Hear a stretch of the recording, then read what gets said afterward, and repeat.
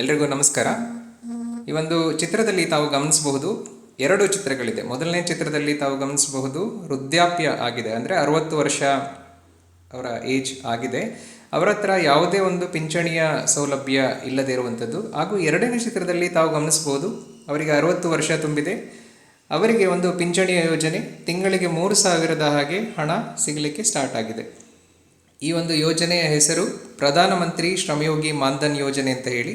ಈ ಒಂದು ಯೋಜನೆ ಭಾರತ ಸರ್ಕಾರದ ಕಾರ್ಮಿಕ ಮತ್ತು ಉದ್ಯೋಗ ಸಚಿವಾಲಯದಿಂದ ನಡೆಸಿಕೊಡುವಂತಹ ಒಂದು ಯೋಜನೆ.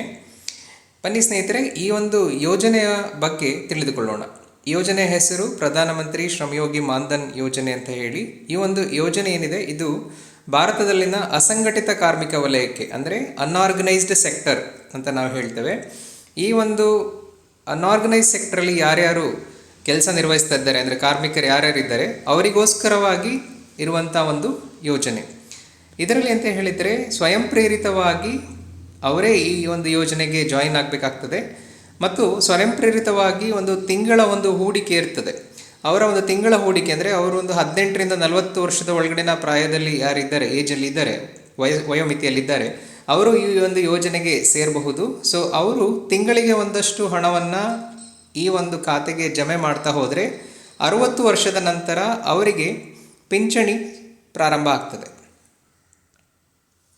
ಈ ಒಂದು ಯೋಜನೆಗೆ ತಾವು ಫಲಾನುಭವಿ ಆಗಬೇಕು ಅಂತ ಹೇಳಿದರೆ ತಮ್ಮ ಆದಾಯ, ಅಂದರೆ ಮಾಸಿಕ ಆದಾಯ ಬಂದು 15,000 ಅದಕ್ಕಿಂತ ಕಡಿಮೆ ಇರುವಂಥ ಮಾಸಿಕ ಆದಾಯ ಹೊಂದಿರುವಂತಹ 18ರಿಂದ 40 ವರ್ಷ ವಯೋಮಿತಿ ಅಲ್ಲಿ ಕಾರ್ಮಿಕರು ಯಾರ್ಯಾರು ಅಂತ ಹೇಳಿದರೆ ಅನ್ಆರ್ಗನೈಸ್ ಸೆಕ್ಟರಲ್ಲಿ ಯಾರ್ಯಾರು ವರ್ಕ್ ಮಾಡ್ತಾ ಇದ್ದಾರೆ, ಅಸಂಘಟಿತ ಕಾರ್ಮಿಕ ವಲಯದಲ್ಲಿ ಯಾರಿದ್ದಾರೆ ಅವರಿಗೆ ಇರುವಂಥ ಒಂದು ಯೋಜನೆ.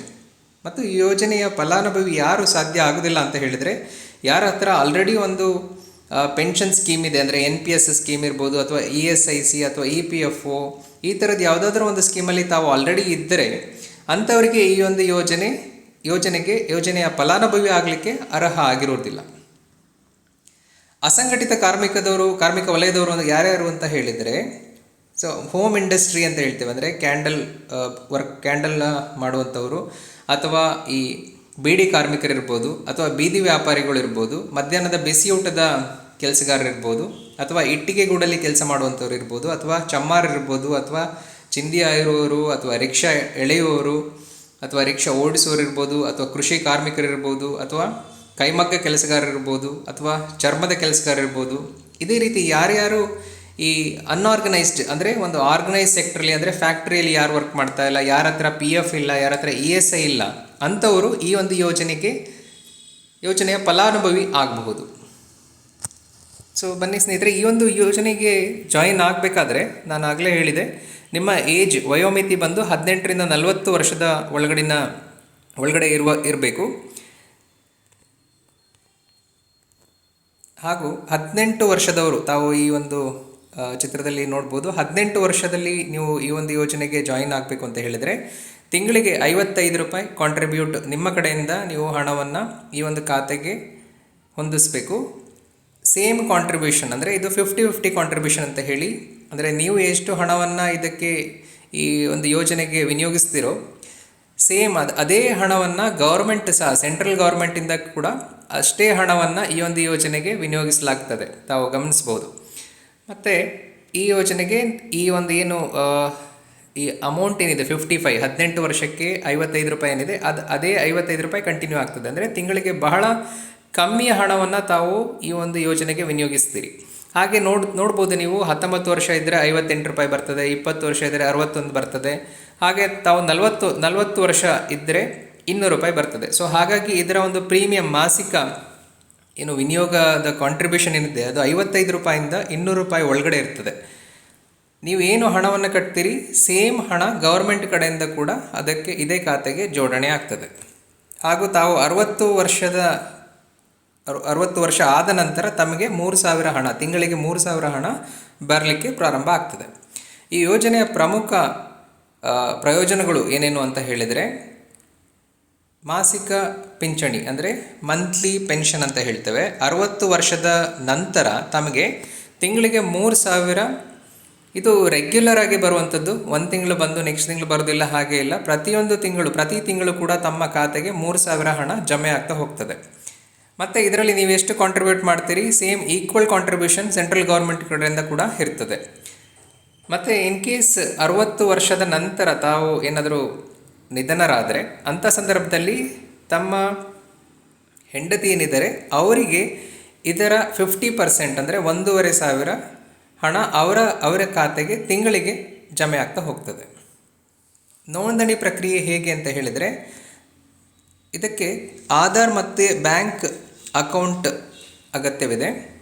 ಮತ್ತು ಇದನ್ನು ನೋಂದಣಿ ಮಾಡಿಸ್ಬೇಕು ಅಂತ ಹೇಳಿದರೆ ನಿಯರೆಸ್ಟ್ ಸೈಬರ್ ಸೆಂಟರ್ ಅಂದರೆ ಗ್ರಾಮ1 ಅಂತ ಇರ್ತದೆ ಅಥವಾ CSC ಅಂತ ಇರ್ತದೆ, ಅಲ್ಲಿಗೆ ಹೋಗಿ ತಾವು ನೋಂದಣಿಯನ್ನು ಮಾಡಿಸ್ಕೊಳ್ಬೋದು. ಅದಲ್ಲದೆ ತಾವೇ ಖುದ್ದಾಗಿ ಮಾಡಬೇಕು ಅಂತ ಅಂದ್ಕೊಂಡ್ರೆ ಅದಕ್ಕೋಸ್ಕರ ಸಪ್ರೇಟ್ ಒಂದು ವೆಬ್ಸೈಟ್ ಇದೆ. ಆ ವೆಬ್ಸೈಟ್ ಹೆಸರು ಬಂದು mandan.com ಅಂತ ಇದೆ. ಸೊ ಅದರಲ್ಲಿ ನೀವು ಲಾಗಿನ್ ಆಗಿ ನೀವು ರಿಜಿಸ್ಟರ್ ಮಾಡ್ಬೋದು. ಅದರ ಬಗ್ಗೆ ಮುಂದಿನ ಪೇಜ್ಗಳಲ್ಲಿ ನಾನು ಹೇಳ್ತಾ ಹೋಗ್ತೇನೆ, ಹೇಗೆ ನೀವು ಲಾಗಿನ್ ಆಗಿ ಅದರಲ್ಲಿ ರಿಜಿಸ್ಟರ್ ಮಾಡ್ಬೋದು ಅಂತೇಳಿ. ಹಾಗೆ ಉಮಂಗ್ ಅಪ್ಲಿಕೇಶನ್ ಇದೆ, ಸೊ ಅದರಲ್ಲಿ ಕೂಡ ತಾವು ರಿಜಿಸ್ಟರ್ ಮಾಡ್ಕೋಬಹುದು. ಮಾನ್ಧನ್ ಅಂತ ಹೇಳಿ ನೀವು ಗೂಗಲಲ್ಲಿ ಸರ್ಚ್ ಮಾಡಿದರೆ ಮೊದಲನೇ ಹೋಮ್ ಪೇಜ್ ಬರ್ತದೆ. ಸೊ ಈ ಹೋಮ್ ಪೇಜನ್ನು ಓಪನ್ ಮಾಡ್ಕೊಳ್ಳಿ. ಅದರಲ್ಲಿ ಲಾಗಿನ್ ಅಂತ ಇದೆ, ಲಾಗಿನ್ ಮೇಲೆ ಕ್ಲಿಕ್ ಮಾಡಿ. ಲಾಗಿನ್ ಮೇಲೆ ಕ್ಲಿಕ್ ಮಾಡಿದ ಮೇಲೆ ಸೆಲ್ಫ್ ಎನ್ರೋಲ್ಮೆಂಟ್ ಅಂತ ಇದೆ. ಅಂದರೆ ನೀವೇನೇ ಈ ಒಂದು ಯೋಜನೆಗೆ ಸೇರಿಕೊಳ್ಬೇಕು ಅಂತ ಬಯಸಿದರೆ ಡೈರೆಕ್ಟಾಗಿ ಸೆಲ್ಫ್ ಎನ್ರೋಲ್ಮೆಂಟ್ ಮೇಲೆ ಕ್ಲಿಕ್ ಮಾಡಿ ತಾವು ಈ ಒಂದು ಯೋಜನೆಗೆ ಸೇರ್ಕೋಬೋದು. ಅಥವಾ ಸೈಬರ್ ಸೆಂಟ್ರಿಗೆ ಹೋದರೆ ಅವರೇ ಎಲ್ಲ ಪ್ರೊಸೀಜರ್ನ ಮಾಡಿಕೊಡ್ತಾರೆ. ಸೆಲ್ಫ್ ಎನ್ರೋಲ್ಮೆಂಟ್ ಮೇಲೆ ಕ್ಲಿಕ್ ಮಾಡಿದ ಮೇಲೆ ತಮ್ಮ ಮೊಬೈಲ್ ನಂಬರನ್ನು ಹಾಕಿ ಪ್ರೊಸೀಡ್ ಅಂತ ಕೊಡಿ. OTP ಬರ್ತದೆ. OTP ಹಾಕಿದ ನಂತರ ತಮಗೆ ಮಾನ್ಧನ್ ಡ್ಯಾಶ್ ಬೋರ್ಡ್ ಬರ್ತದೆ. ಸೊ ಇದರಲ್ಲಿ ಲಾಗಿನ್ ಆದ ಮೇಲೆ ತಮಗೆ ಈ ಸಮ್ಮರಿಯ ಒಂದು ಪೇಜ್ ಏನಿದೆ ಇದು ಕಾಣಿಸ್ಕೊಳ್ತದೆ. ಇದರಲ್ಲಿ ನೀವು ಸರ್ವೀಸಸ್ ಮೇಲೆ ಕ್ಲಿಕ್ ಮಾಡಬೇಕು. ಸರ್ವೀಸಸ್ ಮೇಲೆ ಕ್ಲಿಕ್ ಮಾಡಿದ ನಂತರ ತಮಗೆ ಎಲ್ಲ ಸರ್ವೀಸಸ್ ಕಾಣಿಸ್ತದೆ. ಅದರಲ್ಲಿ PM SIM ಅಂತ ಇರ್ತದೆ, ಪ್ರಧಾನಮಂತ್ರಿ ಶ್ರಮಯೋಗಿ ಮಾನ್ಧನ್ ಅಂತ ಸ್ಕೀಮ್ ಇರ್ತದೆ. ಸೊ ಅದರ ಮೇಲೆ ಕ್ಲಿಕ್ ಮಾಡಿ ಅದರಲ್ಲಿ ಎನ್ರೋಲ್ಮೆಂಟ್ ಅಂತ ಕ್ಲಿಕ್ ಮಾಡಬೇಕು. ಎನ್ರೋಲ್ಮೆಂಟ್ ಇನ್ ಸ್ಕೀಮ್ ಅಂತ ಕ್ಲಿಕ್ ಮಾಡಿ ಅದಾದ ಮೇಲೆ ತಾವು ಪ್ರಧಾನಮಂತ್ರಿ ಶ್ರಮಯೋಗಿ ಮಾನ್ಧನ್ ಏನಿದೆ ಅದರ ಮೇಲೆ ಕ್ಲಿಕ್ ಮಾಡಿ ನ್ಯೂ ಎನ್ರೋಲ್ಮೆಂಟ್ ಅಂತ ಕ್ಲಿಕ್ ಮಾಡಿ ತಾವು ನೋಡ್ಬೋದು ಎಲಿಜಿಬಿಲಿಟಿ ಏನೇನು ಕ್ರೈಟೀರಿಯಾಸ್ ಇದೆ ಅಂತ ಹೇಳಿ. ಅನಾರ್ಗನೈಸ್ಡ್ ವರ್ಕರ್ಸ್ ಆಗಿರಬೇಕು ತಾವು, ಮತ್ತು ತಮ್ಮ ವಯೋಮಿತಿ ಬಂದು 18ರಿಂದ 40 ವರ್ಷದೊಳಗಡೆ ಇರಬೇಕು. ಹಾಗೂ ಮಾಸಿಕ ಏನು ತಮ್ಮ ಆದಾಯ ಏನಿದೆ ಅದು 15,000 ಅಥವಾ ಅದಕ್ಕಿಂತ ಒಳಗಡೆ ಇರಬೇಕು. ಮತ್ತು ತಮ್ಮಲ್ಲಿ ಯಾವುದೇ ರೀತಿಯ ESI, NPS, EPFO ಈ ಥರದ್ದು ಯಾವುದು ಕೂಡ ಸ್ಕೀಮ್ ಇರಬಾರ್ದು. ಹಾಗೆ ತಾವು ಇನ್ಕಮ್ ಟ್ಯಾಕ್ಸ್ ಪೇಯರ್ ಆಗಿರಬಾರ್ದು. ಮತ್ತು ತಮ್ಮ ಹತ್ರ ಆಧಾರ್ ಕಾರ್ಡ್ ಇರಬೇಕು, ಶ್ರಮ್ ಕಾರ್ಡ್ ಇರಬೇಕು, ಮತ್ತು ಸೇವಿಂಗ್ಸ್ ಬ್ಯಾಂಕ್ ಅಕೌಂಟ್ ಇರಬೇಕು. ಸೊ ನೆಕ್ಸ್ಟ್ ಪೇಜಲ್ಲಿ ನಿಮಗೆ ಈ ಥರ ಒಂದು ಕಾಣಿಸ್ಕೊಳ್ತದೆ. Are you registered in Shram ಅಂತ ಕೇಳ್ತದೆ. ತಮ್ಮ ಹತ್ರ ಆಲ್ರೆಡಿ ಶ್ರಮ್ ಕಾರ್ಡ್ ಇದ್ದರೆ ಎಸ್ ಅಂತ ಕೊಡಿ, ಇಲ್ಲ ಅಂತ ಹೇಳಿದರೆ ನೋ ಅಂತ ಕೊಟ್ಟು ತಾವು ಶ್ರಮ್ ಇಲ್ಲಿ ನೋ ಕೊಟ್ಟರೆ ನೆಕ್ಸ್ಟ್ ಶ್ರಮ್ ಪೇಜಿಗೆ ಹೋಗ್ತದೆ. ಶ್ರಮಲ್ಲಿ ಹೋಗಿ ತಮ್ಮ ಶ್ರಮ್ ಕಾರ್ಡನ್ನು ಮಾಡಿಸ್ಕೋಬೇಕು. ಶ್ರಮ್ ಕಾರ್ಡ್ ಮಾಡಿದ ನಂತರ ಅದರಲ್ಲಿ ಒಂದು UAN ನಂಬರ್ ಅಂತ ಬರ್ತದೆ, ಆ ನಂಬರ್ ಬೇಕಾಗ್ತದೆ ಇಲ್ಲಿ PM SIM ಅಲ್ಲಿ ರಿಜಿಸ್ಟರ್ ಮಾಡಬೇಕಾದ್ರೆ. ನೆಕ್ಸ್ಟ್ ಸಬ್ಸ್ಕ್ರೈಬರ್ ಎನ್ರೋಲ್ಮೆಂಟ್ ಬರ್ತದೆ. ನೀವು ಅಲ್ಲಿ ಎಸ್ ಅಂತ ಕೊಟ್ಟರೆ ಇಲ್ಲಿ ಎನ್ರೋಲ್ಮೆಂಟ್ ಬರ್ತದೆ. ಇಲ್ಲಿ ತಮ್ಮ ಬೇಸಿಕ್ ಡೀಟೇಲ್ಸ್ ಏನಿದೆ ಎಲ್ಲ ಫೆಚ್ ಆಗ್ತದೆ. ಅಂದರೆ ನಿಮ್ಮ ಶ್ರಮಿಂದ ನಿಮ್ಮ ಡೀಟೇಲ್ಸ್ ಎಲ್ಲ ಇದರಲ್ಲಿ ಕಾಣಿಸ್ತದೆ. ಮತ್ತು ನೆಕ್ಸ್ಟ್ ಪೇಜಲ್ಲಿ ಆಧಾರ್ ಬಯೋಥೆಂಟಿಕೇಷನ್ ಮಾಡಬೇಕು. ಆಧಾರ್ ನಂಬರ್ ಹಾಕಿ OTP ಬರ್ತದೆ. ಸೊ OTP ಹಾಕಿದ ನಂತರ ಮುಂದಿನ ಪೇಜಲ್ಲಿ ತಮ್ಮ ಬ್ಯಾಂಕ್ ಅಕೌಂಟನ್ನು ಹಾಕಬೇಕು. ಮತ್ತು ತಮ್ಮ ನಾಮಿನಿ ಡೀಟೇಲ್ಸನ್ನು ಫಿಲ್ ಮಾಡಬೇಕಾಗ್ತದೆ. ಅದಾದ ಮೇಲೆ ಮ್ಯಾಂಡೇಟ್ ಫಾರ್ಮ್ ಅಂತ ಬರ್ತದೆ. ಇದನ್ನು ತೆಗೆದಿಟ್ಕೊಂಡು ಇದರಲ್ಲಿ ಒಂದು ಸೈನ್ ಮಾಡಿ ಮತ್ತೆ ಅದನ್ನು ಪುನಃ ಅಪ್ಲೋಡ್ ಮಾಡಬೇಕು. ಅಪ್ಲೋಡ್ ಮಾಡಿದ ಮೇಲೆ ಮೊದಲನೇ ಏನಿದೆ ಇದು ಪಾವತಿ ಮಾಡಬೇಕು, ಮೊದಲನೇ ಕಂತೇನಿದೆ ಅದನ್ನು ಪಾವತಿ ಮಾಡಲಿಕ್ಕೆ ಕೇಳ್ತದೆ. ಸೊ ಅದನ್ನು ತಾವು ಆನ್ಲೈನ್ ಮುಖಾಂತರ ಪಾವತಿ ಮಾಡಿದರೆ ತಮಗೆ ಈ ಥರದೊಂದು ಕಾರ್ಡ್ ಬರ್ತದೆ. ಇದರ ಕಾರ್ಡಿನ ಹೆಸರು PM SIM ಕಾರ್ಡ್ ಅಂತ ಹೇಳಿದರೆ ಪ್ರಧಾನಮಂತ್ರಿ ಶ್ರಮಯೋಗಿ ಮಾನ್ಧನ್ ಕಾರ್ಡ್ ಅಂತ ಹೇಳಿ. ಮತ್ತು ಈ ಕಾರ್ಡಲ್ಲಿ ತಮ್ಮ ಬೇಸಿಕ್ ಡೀಟೇಲ್ಸ್ ಎಲ್ಲ ಡೀಟೇಲ್ಸ್ ಇರ್ತದೆ, ಪ್ಲಸ್ ತಮ್ಮ PM SIM ನಂಬರ್ ಕೂಡ ಇರ್ತದೆ. ಮತ್ತು ತಮ್ಮ ಒಂದ್ಸಲಿ ನೀವು ಮ್ಯಾಂಡೇಟ್ ಮಾಡಿದರೆ ಏನಾಗ್ತದೆ, ನಿಮ್ಮ ಬ್ಯಾಂಕ್ ಖಾತೆಯಿಂದ ಪ್ರತಿ ತಿಂಗಳು ಕೂಡ ಹಣ ಕಟ್ಟಾಗ್ತಾ ಇರ್ತದೆ. ಸೊ ಹೀಗೆ ಹಣ ಕಟ್ಟಾಗಿ ಟೋಟಲ್ 60 ವರ್ಷದ ನಂತರ ಇದು ಮೆಚ್ಯೂರ್ ಆಗ್ತದೆ. ಹಾಗೂ ತಿಂಗಳಿಗೆ ತಮಗೆ 3,000 ಹಣ ತಮ್ಮ ಬ್ಯಾಂಕ್ ಖಾತೆಗೆ ಜಮೆ ಆಗಲಿಕ್ಕೆ ಪ್ರಾರಂಭ ಆಗ್ತದೆ. ತಮಗೆ ಯಾವುದೇ ಮಾಹಿತಿ ಇದರ ಬಗ್ಗೆ ಹೆಚ್ಚಿನ ಮಾಹಿತಿ ಬೇಕಾದರೆ ನಿಯರೆಸ್ಟ್ ಸೈಬರ್ ಸೆಂಟರ್ ಅಂತ ಇರ್ತದೆ, CSC ಅಂತ ಇರ್ತದೆ. ಸೊ ಅಲ್ಲಿಗೆ ಕಾಂಟ್ಯಾಕ್ಟ್ ಮಾಡ್ಬೋದು, ಅಥವಾ ಗ್ರಾಮ1 ಅಂತ ಇದೆ ಅಲ್ಲಿ ಸಹ ಕಾಂಟ್ಯಾಕ್ಟ್ ಮಾಡ್ಬೋದು. ಧನ್ಯವಾದಗಳು.